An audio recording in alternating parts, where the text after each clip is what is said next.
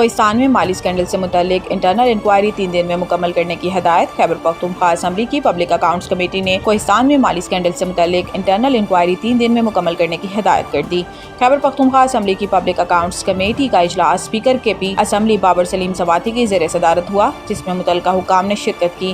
اجلاس میں کوہستان میں مالی اسکینڈل سے متعلق انٹرنل انکوائری 3 دن میں مکمل کرنے کی ہدایت کرتے ہوئے محکمہ خزانہ CNW اور اکاؤنٹنٹ جنرل آفس کو اگلے اجلاس میں رپورٹ پیش کرنے کا کہا گیا۔ اس موقع پر بابر سلیم سواتی نے کہا کہ اسکینڈل 36 ارب کا نہیں 200 ارب روپے کا لگ رہا ہے۔ تمام متعلقہ محکمے برابر کی ذمہ دار ہے، ہر ایک بدعنوانی میں اپنے حصے کے لیے لڑ رہا ہے۔ جو لوگ اس میں ملوث ہیں ان تمام کو معطل کریں ورنہ لوگ ہم پر ہنسیں گے۔ انہوں نے مزید کہا کہ عوام کو پتہ چلنا چاہیے کہ ہمارے ادارے کتنی بدعنوانی کر رہے ہیں، یہ سلسلہ بند کریں اور تمام ذمہ داروں کو قانون کے کٹہرے میں لایا جائے۔ پاکستان نے پہلگام واقعے پر بھارتی الزامات کو سختی سے مسترد کر دیا۔ نیو یارک میں اقوام متحدہ میں پاکستان کے مستقل مندوب عاصم افتخار نے نیوز کانفرنس کرتے ہوئے کہا کہ دنیا جان لے پاکستان کا پہلگام واقعے سے کوئی تعلق نہیں، دنیا اس واقعے کی صاف شفاف تحقیقات کرے، پاکستان مکمل تعاون کرے گا۔ عاصم افتخار نے کہا کہ پاکستان اپنی سالمیت اور دفاع کے لیے مکمل تیار ہے۔ بھارت نے یک طرفہ طور پر ورلڈ بینک کے توسط سے طے پانے والی سنتاس معاہدے کو ختم کیا۔ پانی زندگی ہے، جنگوں میں استعمال ہونے والا ہتھیار نہیں۔ ماضی میں لڑی جانے والی جنگوں کے دوران بھی دریاؤں کا پانی نہیں روکا گیا۔ انہوں نے کہا کہ 24 کروڑ پاکستانیوں کا انحصار ان دریاؤں پر ہے، اگر پانی روکا گیا تو نتائج کا ذمہ دار بھارت ہوگا۔ جب تک مسئلہ کشمیر حل نہیں ہوتا، خطے میں امن و امان قائم نہیں ہوگا۔ مسئلہ کشمیریوں کے امنگوں کی مطابق حل ہونا چاہیے۔ پاکستان کے مستقل مندوب نے یہ بھی کہا کہ کشمیر پاکستان اور بھارت کے درمیان بنیادی مسئلہ ہے۔ بھارت کے حالیہ اقدامات پر شدید تحفظات ہیں۔ دنیا خطے میں امن کے قیام کے لیے کردار ادا کرے۔ پاکستان کی درخواست پر اجلاس بلانے پر سلامتی کونسل کے مشکور ہیں۔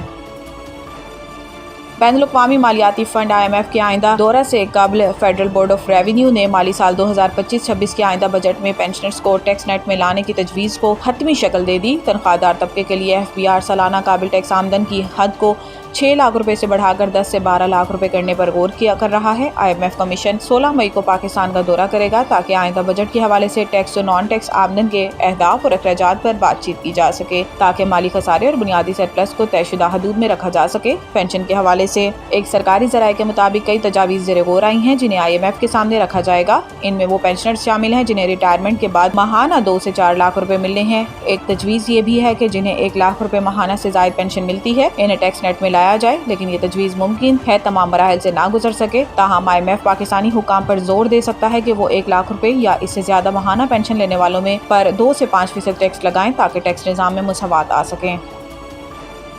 پاکستانی سفیر برائے امریکہ رضوان سعید شیخ نے کہا ہے کہ بھارت کی 24 کروڑ افراد پر مشتمل زرعی معیشت کو نقصان پہنچانے کی کوشش اعلان جنگ تصور کی جائے گی۔ پاکستانی سفیر رضوان سعید شیخ نے امریکی تھنک ٹینک نمائندگان کو پاک بھارت کشیدہ صورتحال پر بریفنگ دی اور پہلگام واقعے کی غیر جانبدارانہ اور شفاف تحقیقات کے مطالبے کا اعادہ کیا۔ پاکستانی سفیر نے کہا کہ بھارت نے پہلگام واقعے سے متعلق کوئی ثبوت پاکستان یا دنیا کے سامنے نہیں رکھا۔ بھارت کے جنگی جنون نے علاقائی امن کو خطرے میں ڈال دیا۔ رضوان سعید شیخ نے کہا کہ پاکستان دہشت گردی سے سب سے زیادہ متاثر ملک ہے۔ ہم عزت و وقار کے ساتھ امن پر یقین رکھتے ہیں۔ ان کا مزید کہنا تھا کہ سنتاس معاہدے کے حوالے سے بھارت کا طرز عمل لاقانونیت پر مبنی ہے۔ بھارت کے اقدامات میں آج سے نہیں بلکہ ہمیشہ سے لاقانونیت کا عنصر ہے۔